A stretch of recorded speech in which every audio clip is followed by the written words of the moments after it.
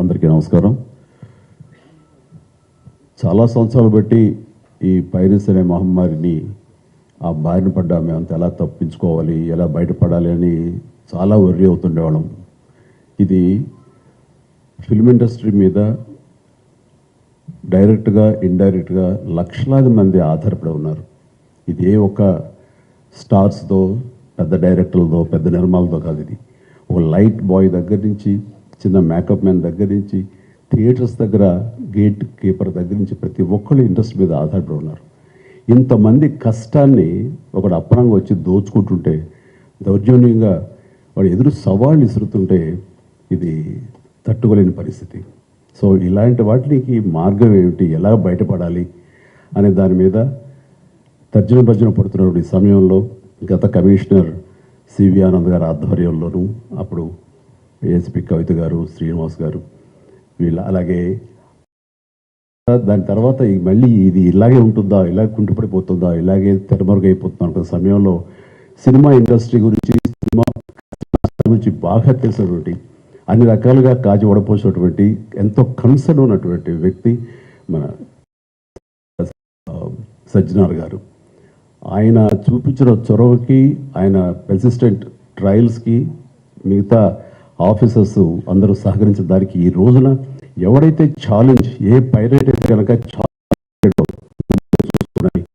అతన్ని ఈ రోజున పట్టుకోవడానికి వారు సహకరించారు. అది వారి మనస్ఫూర్తిగా వారిని, వారికి సహకరించిన ఆఫీసర్స్ని, కవిత గారిని, శ్రీనివాస్ గారిని, ఇతర మహేష్, మన సిఏఎల్ని, వాళ్ళందరూ కూడా మనస్ఫూర్తిగా పరిశ్రమ తరపు నుంచి, నా తరపు నుంచి నా అభినందనలు, ధన్యవాదాలు మనస్ఫూర్తిగా తెలియజేస్తున్న ఈ సందర్భంగా. అండ్ ఆ తర్వాత ఇది ఇలాగే ఆగిపోకుండా కొనసాగే విధంగా పరిశ్రమ ఒక్కటిగా ఉంటూ, ఆ రోజు సినిమా తీసావు, రిలీజ్ అయిపోయింది, దానికి మన బాధ లేదు అనుకోకుండా ప్రతి ఒక్కరు కూడా ఇది మన పరిశ్రమ, ఇక్కడ ఎంతో లబ్ధి పొందాము, దీనివల్ల మనం అభివృద్ధిలోకి వచ్చాము, దీన్ని కాపాడవలసిన బాధ్యత మన అందరికీ ఉందని ఒక సంఘటితంగా ఒక్కటై పోలీసు వారిని ఆశ్రయించి వాళ్ళ సహకారం తీసుకుంటూ, వాళ్ళకి మనం కాంప్లిమెంట్ చేస్తూ ఇలా ఒకరొకరు సమన్వయపరుచుకుంటే కనుక ఖచ్చితంగా ఇది ఏదో రోజుకి ఇది రూపు మాపడానికి మన ప్రయత్నం మనం చేయొచ్చు. అండ్ ఇది ఈ రోజున గ్రేట్ అచీవ్మెంట్, ఈ ఐబొమ్మ నిర్వాహకుని పట్టుకోవటం. అలాగే last time Madras Tamil blasters అని అతన్ని పట్టుకోవటం.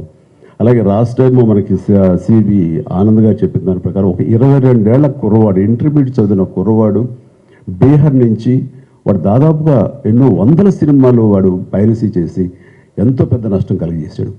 ఈ సంవత్సరం ఆరంభంలో కూడా దిల్ రాజు గారి గేమ్ చేంజర్ దగ్గర నుంచి తండేల్ అనే సినిమా కానీ, ఇలాగా కింగ్డమ్ అనే సినిమా, ఓజీ, ఇలాంటివన్నీ కూడా దీన్ని బారిన పడి చాలా పెను నష్టం జరిగింది.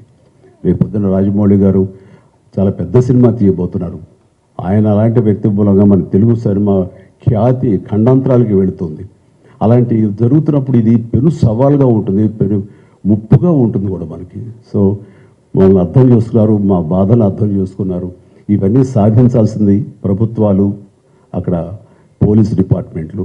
సో వాళ్ళు చేసి చకచకిగా చేసి ఎంతో సమర్థవంతంగా సహకరించి ఇది రాబట్టినందుకు మనస్ఫూర్తిగా మరొకసారి ధన్యవాదాలు తెలియజేసుకున్నాను. జై హింద్.